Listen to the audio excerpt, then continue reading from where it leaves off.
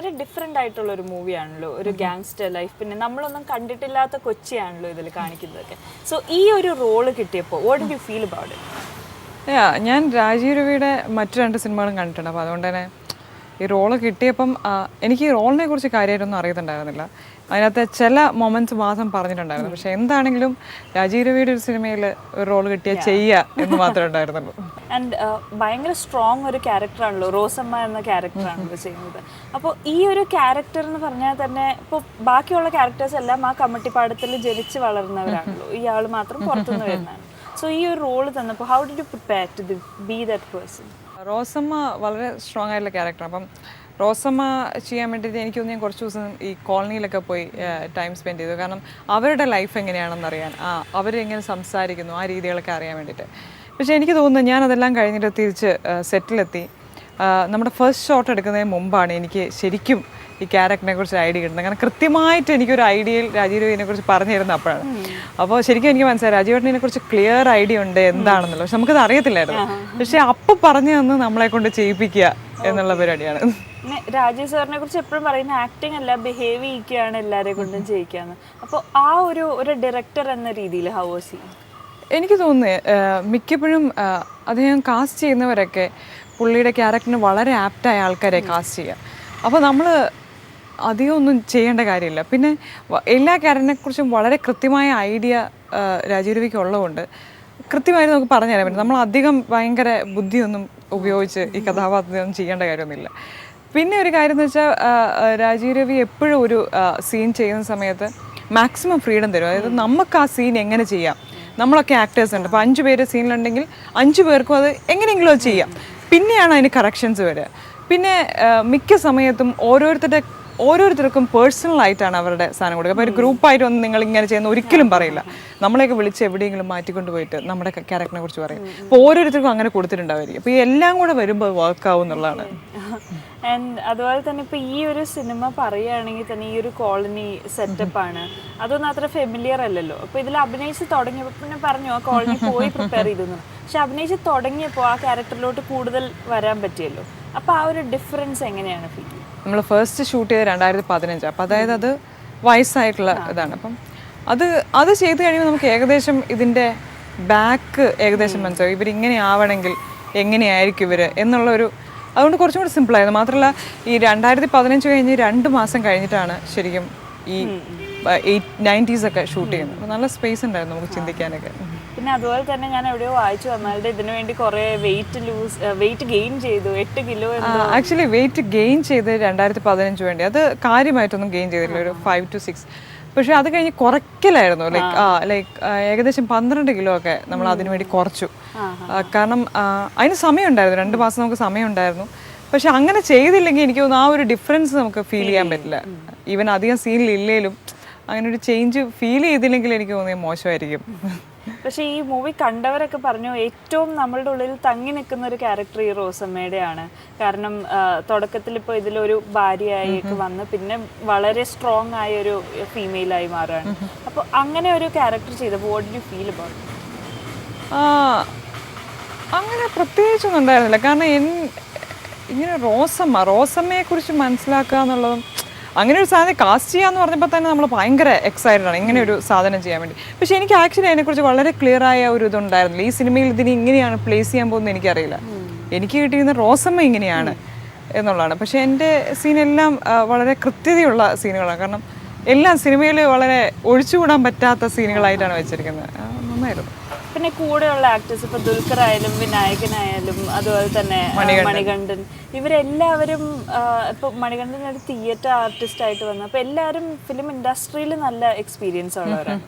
അപ്പോൾ ഇവരുടെയൊക്കെ കൂടെ അഭിനയിച്ചപ്പോൾ what could you learn from them? അവരെയൊക്കെ കണ്ട് അവരുടെ അഭിനയ അതെ എൻ്റെ ഫസ്റ്റ് സീൻ എടുക്കുന്നത് ദുൽഖറിൻ്റെ ഒപ്പം. നമ്മൾ അങ്ങനെ ടെൻഷൻ അടിക്കാൻ സമയം ഉണ്ടായിരുന്നില്ല. കാരണം നമുക്ക് ഒത്തിരി ഡയലോഗ് പഠിക്കാനുണ്ടായിരുന്നു. അപ്പോൾ അങ്ങനെയൊക്കെയാണ്. പക്ഷേ എനിക്ക് തോന്നി വളരെ നോർമലായിരുന്നു. അപ്പോൾ ഒരു സ്റ്റാർ എന്നുള്ള രീതിയിൽ ആൾക്കാർ കാണുന്നുണ്ടെങ്കിലും സെറ്റ് വന്നു കഴിഞ്ഞാൽ വളരെ നോർമലാണ്. അപ്പം കൃഷ്ണൻ എന്ന് പറഞ്ഞ ക്യാരക്ടറായിട്ട് വരുമ്പോൾ പുള്ളി വളരെ കൃഷ്ണനെ ഓക്കെ എല്ലാ റെസ്പെക്റ്റും കൊടുത്തു. അപ്പോൾ ഞാൻ ചേച്ചി ആയിട്ടുള്ള ഒരു റോളാണെങ്കിൽ പുള്ളി ആ രീതിയിൽ തന്നെ നമുക്ക് അങ്ങനെ ഒരു സ്റ്റാർ ആയതുകൊണ്ട് നമുക്കിത് ചെയ്യാൻ പറ്റില്ല അങ്ങനത്തെ ഒന്നുമില്ല. വളരെ കോപ്പറേറ്റീവായിട്ടാണ്.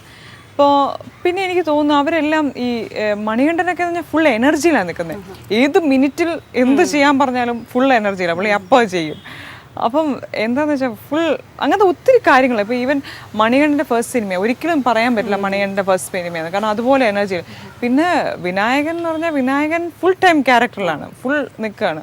എല്ലാവരും ഭയങ്കര ഡെഡിക്കേറ്റഡ് ആയിരുന്നു. എനിക്ക് ഭയങ്കര ഡെഡിക്കേഷൻ ആയിരുന്നു അവിടെയുള്ള ആക്ടേഴ്സിനും. അപ്പോൾ അങ്ങനെ ഒത്തിരി കാര്യങ്ങൾ പഠിക്കാനുണ്ട് അവരോട് വർക്ക് ചെയ്യുകയാണെങ്കിൽ. പിന്നെ ചിലർ പറയും ഈ സിനിമ കഴിഞ്ഞിട്ടും ആ ക്യാരക്ടർ നമ്മുടെ കൂടെ തന്നെ നിൽക്കും ചില ആക്ടേഴ്സ്. അങ്ങനെ തോന്നിയായിരുന്നു ഈ സിനിമ കഴിഞ്ഞാൽ റോസമ്മ വിട്ടുപോകാതെ? ഇല്ല, അങ്ങനെ എന്താണെന്ന് വെച്ചാൽ ഇതിങ്ങനെ ആദ്യമൊക്കെ അത് 2015 ചെയ്യാൻ വേണ്ടി ഞാൻ ഈ പ്രായമൊക്കെ ചെയ്യാൻ വേണ്ടി നമുക്ക് എങ്ങനെ നടക്കാം അങ്ങനത്തെ ഒന്നും കാര്യമായിട്ട് കാണിച്ചിട്ടില്ലല്ലോ ഞാൻ. അതിനൊക്കെ ഒത്തിരി, പക്ഷെ അത് കഴിഞ്ഞ് കംപ്ലീറ്റ് ചേഞ്ച് ആവണമായിരുന്നു. അപ്പം അങ്ങനത്തെ ഒന്നും വന്നില്ല. കാരണം എനിക്ക് തോന്നുന്നു അത് ത്രൂ ഔട്ട് ഒരു ക്യാരക്ടറൊക്കെ ചെയ്യുന്നവർക്കായിരിക്കും ഇതിങ്ങനെ പെട്ടിടക്കുന്നത്. പിന്നെ ഈ സിനിമ കണ്ടു കഴിഞ്ഞപ്പോഴേ എല്ലാവരുടെയും റിവ്യൂ ഒക്കെ എങ്ങനെയായിരുന്നു? അയ്യോ, എല്ലാവരും വളരെ പോസിറ്റീവ് റിവ്യൂസ് ആണ്. കാരണം ഞാനിങ്ങനെ വിചാരിച്ചു ഇനി റോസമ്മയെ നമ്മൾ ശ്രദ്ധിക്കപ്പെടാതെ പോകും, പക്ഷെ അങ്ങനെയല്ല. ആൾക്കാരെല്ലാവരും വളരെ പോസിറ്റീവായിട്ട് വിളിച്ച് വളരെ നന്നായിട്ടാണ് പറയുന്നത്. അപ്പോൾ ഈ മൂവിക്കായിട്ട് ഈ റോളിന് വേണ്ടി കൊച്ചി സ്ലാങ് കൊണ്ടുവരേണ്ടി വന്നായിരുന്നു. ഞാൻ 2015 നമുക്ക് സിങ് സൗണ്ട് ആയിരുന്നു. അപ്പം സിങ് സൗണ്ടിൽ ഒരു സ്ലാങ് ഒരു സാധനമാണ് പിടിച്ചിരിക്കുന്നത്. അപ്പം എന്ത് പറ്റുമെന്ന് വെച്ചാൽ അത് കഴിഞ്ഞ് 90s ഒക്കെ ചെയ്യുമ്പോൾ ഇതേ ആള് തന്നെയാണല്ലോ 90s. അപ്പം നമുക്ക് അതിന് ചേരുന്ന ഒരു, അവരെത്ര മോശം തറ ലെവലിലോട്ട് വന്നാലും ഈ ഒരു റേഞ്ചിലേ നമുക്ക് ചെയ്യാൻ പറ്റുള്ളൂ. അപ്പം ഞങ്ങൾ 90s ചില ഡബ്ബിങ് ചില സ്ഥലങ്ങളുണ്ടായിരുന്നു. അപ്പം നമ്മൾ വിചാരിച്ചാണ് കൊച്ചി സ്ലാങ്ങിലോട്ട്, അപ്പോൾ അതിന് വേണ്ടി ഞാൻ പഠിക്കുകയും ചെയ്തതാണ്. പക്ഷെ നമ്മൾ മാറ്റിയില്ല, കാരണം മാറ്റി കഴിഞ്ഞ് കഴിഞ്ഞാൽ സിങ് സൗണ്ടും മാറ്റേണ്ടി വരുമോ എന്നൊരു കൺഫ്യൂഷൻ കാരണം മാറ്റിയില്ല. പക്ഷെ ഞാൻ ഏകദേശമൊക്കെ കൊച്ചിയൊക്കെ ഒരു വിധം പഠിച്ചായിരുന്നു. പിന്നെ അതുപോലെ ഈ മൂവിയില് ഇത് ഷൂട്ട് ചെയ്തിരിക്കുന്നത് ഭയങ്കര റിയലിസ്റ്റിക് ആയിട്ടാണല്ലോ എല്ലാം. ഇപ്പോൾ ഒരു സൂപ്പർ നാച്ചുറൽ, ഇപ്പോൾ ഗാങ്സ്റ്റർ ഇതുകൾ കാണിക്കുകയാണെങ്കിൽ പോലും അതെല്ലാം ഭയങ്കര റിയലിസ്റ്റിക് ആക്ഷൻ സീക്വൻസസ് പോലും ആണല്ലോ. അപ്പോൾ ആ ഒരു ഇങ്ങനെ ഒരു റിയലിസ്റ്റിക് മൂവിയിലൂടെ തന്നെ എൻട്രി വന്നപ്പോൾ how did it help you as an actor? നമുക്കറിയായിരുന്നു ഇപ്പോൾ ഇത് രാജീരവിയുടെ ഈവൻ ഫസ്റ്റ് കൊമേഴ്ഷ്യൽ മൂവി ആണെങ്കിൽ പോലും ഇത് ഇങ്ങനെയാണ് നമുക്ക് എടുക്കാൻ പോകുന്നത് നമുക്ക് ഉറപ്പായിരുന്നു. അപ്പം അത് ഭയങ്കര സുഖമാണ്, കാരണം നമുക്ക് അഭിനയിക്കേണ്ട കാര്യമൊന്നുമില്ല. നമ്മൾ വളരെ സിമ്പിളായിട്ട് ചെയ്താൽ മതി. നമുക്കിതിനു വേണ്ടി ഒത്തിരി എഫേർട്ട് ഇട്ട് അഭിനയിക്കുന്ന അങ്ങനത്തെ ഒരു പരിപാടിയൊന്നും അവിടെ ഇല്ല. അവിടെ വളരെ അപ്പം നമുക്കറിയാം ഇങ്ങനെയാണ് രാജീരവിയുടെ ഫിലിം മേക്കിംഗ് എങ്ങനെയാണ്. അപ്പോൾ ഇങ്ങനത്തെ ഒരു സിനിമയിലാണ് നമ്മൾ ചെയ്യാൻ പോകുന്നത് നമുക്ക് ആദ്യമേ അറിയാം. അത് സിമ്പിളായിരുന്നു, വളരെ വളരെ കുറച്ചും കൂടെ ഫ്രീ ആയിട്ട് എനിക്ക് തോന്നി. ഞാൻ ഈവൻ വേറെ സിനിമകൾ ചെയ്തിട്ടില്ലേ പോലും ഇത് കുറച്ചും കൂടെ സിമ്പിളായിട്ട് എനിക്ക് തോന്നി. ലൊക്കേഷൻസ് എല്ലാം കൊച്ചി തന്നെയായിരുന്നു? കൊച്ചി ഉണ്ടായിരുന്നു, ട്രിവാൻഡ്രം ഉണ്ടായിരുന്നു, മുംബൈ ഉണ്ടായിരുന്നു, ഞാൻ ആലപ്പുഴ ഉണ്ടായിരുന്നു. പക്ഷെ ഞാൻ മുംബൈയിലുണ്ടായിരുന്നില്ല, ഞാൻ കൊച്ചിയിലും ട്രിവാൻഡ്രത്തുമായിരുന്നു ഉണ്ടായിരുന്നത്. അപ്പോൾ ഇതിലൊരു ട്രാൻസ്ഫോർമേഷൻ വരുന്നുണ്ടല്ലോ, പിന്നെ ഒരു ആ വയസ്സായ റോള് ചെയ്യുമ്പോൾ കുറച്ചും കൂടി ഒരു സ്ട്രോങ് ലേഡി ആയിട്ട്. അപ്പോൾ അതിന് ഇപ്പോൾ നേരത്തെ പറഞ്ഞല്ലോ ആ ഒരു റോള് സെറ്റ് ഉണ്ടായിരുന്നു എന്ന്. അങ്ങനെ ഒരു ഇൻസ്പിറേഷൻ ഓൾറെഡി എക്സിസ്റ്റിംഗ് ഒരു റിയൽ ക്യാരക്ടറാണോ അതോ എന്തായിരുന്നു ആ ഒരു ഇൻസ്പിറേഷൻ? ആക്ച്വലി ഒരു എക്സിസ്റ്റിംഗ് ക്യാരക്ടർ ഉണ്ട്, അപ്പോൾ അത് നമ്മൾ റെഫറൻസ് ആയിട്ട് വെച്ചിരുന്നു. പക്ഷെ അവരുടെ നിന്നൊക്കെ ഒത്തിരി മാറി പിന്നീട് വന്നു. പക്ഷെ നമുക്കൊരു റെഫറൻസ് ആദ്യം ഉണ്ടായിരുന്നു, ഇങ്ങനെയായിരിക്കും എന്നുള്ള. അപ്പോൾ ആ രീതിയിലൊക്കെ നമ്മൾ ചെയ്യാനൊക്കെ ശ്രമിച്ചായിരുന്നു. അപ്പോൾ അങ്ങനെ എങ്ങനെയാവും അവർ ഓക്കെ ചെയ്യുന്നത് എങ്ങനെയാണ് അതൊക്കെ ഞാൻ നോക്കിയായിരുന്നു. പക്ഷെ എനിക്ക് തോന്നുന്നത് പിന്നെ ഈവൻ സിനിമയിലോട്ട് വന്നപ്പോഴത്തേനും അഭിനയിച്ച് തുടങ്ങിയപ്പോഴത്തേക്കും കംപ്ലീറ്റ് ചേഞ്ച് ആയി മാറി. ഗീതു മോഹൻ്റെ സെറ്റിലെല്ലാം വന്ന് ഒത്തിരി ഹെൽപ്പ് ചെയ്തിരുന്നു എന്ന് പറഞ്ഞു. ആളും ഒരു ഡയറക്ടർ തന്നെയാണല്ലോ. അപ്പോൾ ആക്ടേഴ്സിനെ ട്രെയിൻ ചെയ്യാനാണെങ്കിലും മെൻറ്റർ ചെയ്യാനാണെങ്കിലും അങ്ങനെ did she help you personally? സത്യത്തിൽ ഗീതു മോഹൻദാസ് ആണ് എന്നെ കാസ്റ്റ് ചെയ്യുന്നത്. അപ്പം എൻ്റെ പിക്ചർ ഫേസ്ബുക്കിൽ കണ്ടിട്ട് എന്നെ വിളിച്ച് കാസ്റ്റ് ചെയ്യുന്നത്, അതൊരു കാര്യം. ഇപ്പം എന്നെ ഗീതു ലൈക്ക് അത് കഴിഞ്ഞിട്ട് സെറ്റിലൊക്കെ എനിക്കത് ഫസ്റ്റ് ഡേ വന്നിട്ടുണ്ടായിരുന്നു. അത് കുഴപ്പമൊന്നുമില്ല, നമുക്കത് ചെയ്യാൻ പറ്റും നല്ല ഒരു ധൈര്യമൊക്കെ തന്നു. പക്ഷെ പിന്നീട് അങ്ങനെ ഉണ്ടായിരുന്നില്ല ഈവൻ. പക്ഷെ അവരെപ്പോഴും അതിൻ്റെ ഒരു ഭാഗമായിരുന്നു. ഇതിലെ പാട്ടുകളെ കുറിച്ചൊന്ന് പറയാമോ? പാട്ടുകൾ വളരെ മനോഹരമായ 4 പാട്ടുകളുണ്ട്. അപ്പം എനിക്കൊന്ന് ഇതിന് 3 യൂസ് ചെയ്തിട്ടുള്ളൂ സിനിമയിൽ, പക്ഷേ ലൈക്ക് 4 ഉണ്ട്. അപ്പം 3 മ്യൂസിക് ഡയറക്ടേഴ്സാണ് ചെയ്തിരിക്കുന്നത്. എല്ലാവർക്കും അറിയാവുന്നതാണ്. കെ ഉണ്ട്, പിന്നെ വിനായകനുണ്ട്, ജോൺ പി വർക്കിയുണ്ട്. അപ്പം ഭയങ്കര മനോഹരമായി. അത് എനിക്ക് തോന്നുന്നു മിക്ക സമയത്തും രാജീരവിയുടെ സിനിമകളിലൊക്കെ ഈ മ്യൂസിക്കിന് ഭയങ്കര ഇമ്പോർട്ടൻസ് ഉണ്ട്. അപ്പം ഈ സിനിമ അതുപോലെ തന്നെയാണ്, ഭയങ്കര ഇമ്പോർട്ടൻസ് ഉണ്ട്. ഈവൻ ദ ബാക്ക്ഗ്രൗണ്ട് സ്കോറും ഈവൻ മ്യൂസിക്കും ഒക്കെ ഭയങ്കര ഫീൽ ചെയ്യുന്ന രീതിയിലാണ്. എനിക്ക് മൂവിയുടെ ഏറ്റവും വൺ ഓഫ് ദ എന്താ പറയുക ഏറ്റവും ഇതിനകത്തെ പ്രധാനപ്പെട്ട ഒരു സാധനമാണ് ഈ മ്യൂസിക് എന്ന് പറയുന്നത് ഈ സിനിമയുടെ. ഈ മൂവി കണ്ടു നോക്കിയപ്പോൾ as an audience what did you feel?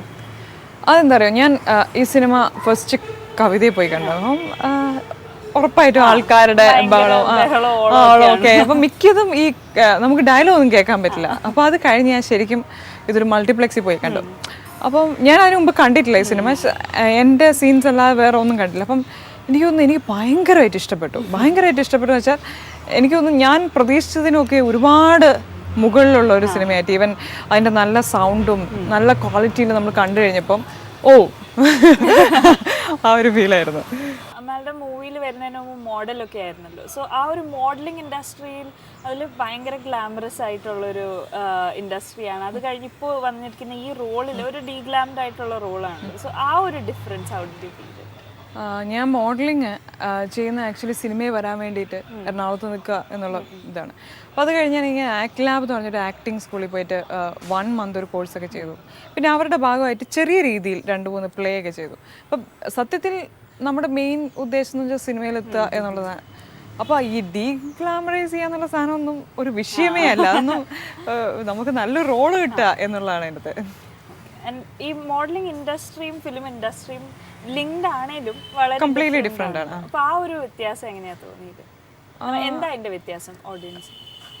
Completely different, 2 medium ആണ്. ലൈക്ക് മോഡലിങ്ങിനെ നമുക്ക് അങ്ങനെ അതെന്ന് വെച്ചാൽ മിക്ക സമയം പ്രിൻ്റ് ആഡുകളൊക്കെ വളരെ സിമ്പിളാണ്. ലൈക്ക് ഈവൻ റാം ഷോസ് ആണെങ്കിൽ അത് കംപ്ലീറ്റ്ലി ഡിഫറെൻറ്റ്. നമുക്കത് കമ്പയർ ചെയ്യാൻ പോലും പറ്റില്ല. എനിക്ക് തോന്നുന്നില്ല എങ്ങനെ രണ്ടും സത്യത്തിൽ എനിക്കൊന്ന് രണ്ടിലും ഗ്ലാമറും ഫെയിമും മണിയൊക്കെ ഉള്ളതുകൊണ്ടായിരിക്കും നമ്മൾ റിലേറ്റ് ചെയ്യുന്നത്. പക്ഷേ കംപ്ലീറ്റ്ലി ഡിഫറെൻറ്റ് സാധനമാണ്. ഈ സെറ്റിൽ വന്നപ്പോൾ എങ്ങനെയായിരുന്നു ആ ഒരു എക്സ്പീരിയൻസ്? എന്ന് പറഞ്ഞാൽ എല്ലാവരും കൂടി ഒരു ഫാമിലി പോലെ ആയിരുന്നു, എങ്ങനെയായിരുന്നു? എനിക്കൊന്ന് രാജീവ് രവിയുടെ സെറ്റിൽ ഒരിക്കലും ആരും തമ്മിലൊരു ഡിഫറൻസും ഇല്ല. എല്ലാവരെയും ഒരുപോലെ ട്രീറ്റ് ചെയ്യും. ഈവൻ നമ്മുടെ അവിടെ ഉള്ളവരെല്ലാവരും വലിയവരാണ്. ഇപ്പോൾ ഈവൻ ഡയറക്ടറാണേലും ക്യാമറമാനാണ്, എഡിറ്ററാണ്, എല്ലാവരും തന്നെ ഭയങ്കര നാഷണൽ അവാർഡ് വിന്നിങ് ആൾക്കാരൊക്കെയാണ്. അപ്പോൾ പക്ഷേ നമുക്കൊന്നും ഫീൽ ചെയ്യില്ല. നമ്മൾ വളരെ കംഫർട്ടബിൾ ആയിരിക്കും. നമ്മളെല്ലാവരെയും ഒരുപോലെ ട്രീറ്റ് ചെയ്യും. ഈവൻ സ്റ്റാർസ് മുതൽ ഈവൻ അഭിനയിച്ചിട്ടുള്ള ആൾക്കാർ മുതൽ പുതിയ ആയിട്ട് വരുന്നവരും എല്ലാവരും ഒരുപോലെയാണ്. ആസ് ആൻ ആക്ടർ ഭയങ്കര നല്ലൊരു എക്സ്പീരിയൻസ് ആയിരുന്നായിരിക്കും. ഇത് പെർഫെക്റ്റ് ഡെബ്യൂ ആയിരുന്നായിരിക്കും. അതെ, പെർഫെക്റ്റ് ആയിരുന്നു. കാരണം ഇത്രയും കാലം ഞാൻ കുറേ കാലം വെയിറ്റ് ചെയ്തു. അത് കഴിഞ്ഞ് മിക്ക സിനിമകളും നമ്മൾ ചെയ്തില്ല. അപ്പം ഇതായിരുന്നു ഏറ്റവും പെർഫെക്റ്റ് ആയിട്ടൊരു റോളായിട്ട് വന്നത്. ഇനി വേറെ റോളുകൾ കിട്ടിയിട്ടുണ്ടോ? ഞാനിങ്ങനെ ആന്റണി സോണിയുടെ ഒരു സിനിമ ഇങ്ങനെ പറയുന്നു. അപ്പം മിക്കവാറും നെക്സ്റ്റ് മന്ത് തുടങ്ങുന്നുള്ള രീതിയിൽ. അതിലെ റോൾ എങ്ങനെയാണ്? അത് പിന്നെ പറയാം, അത് അടുത്ത ഇന്റർവ്യൂവിൽ നമ്മൾ എന്തായാലും പറയും. സോ ഈ മൂവിയെ കുറിച്ച് ഓഡിയൻസിനോട് എന്താ പറയാ? കമ്മട്ടിപ്പാടം വളരെ മനോഹരമായി ചിത്രീകരിച്ച ഒരു വെൽ മെയ്ഡ് മൂവിയാണ്. അപ്പം രാജീവ് രവിയുടെ മനോഹരമായി ചിത്രീകരിച്ചൊരു സിനിമയാണ്. ഇതിനകത്തെ ഒരുപാട് നല്ല പെർഫോമൻസ് ഉണ്ട്. പറയുകയാണെങ്കിൽ എല്ലാ രീതിയിലും ഒരു ഡിഫറെൻ്റ് ആയ ഒരു എക്സ്പീരിയൻസ് ആയിരിക്കും. അപ്പോൾ എൻ്റെ ഫസ്റ്റ് മൂവിയാണ്. അപ്പോൾ എന്തായാലും നിങ്ങളെല്ലാവരും പോയി കമ്മട്ടിപ്പാടം കാണണം. നിങ്ങൾക്ക് നല്ലൊരു അനുഭവമായിരിക്കും. സോ ഇത്രയും നേരം നമ്മളോട് കമ്മട്ടിപ്പാടത്തിൻ്റെ എല്ലാ വിശേഷങ്ങളും ഷെയർ ചെയ്തതിന് ഒത്തിരി thanks and all the best. Thank you. Welcome to the industry. May you have a bright future. Okay, thank you so much. എല്ലാവരും കമ്മട്ടിപ്പാടം പോയി കാണുക, നമ്മളെ റിവ്യൂസ് ഒക്കെ അറിയിക്കുക. And will be back again next week. Till then by.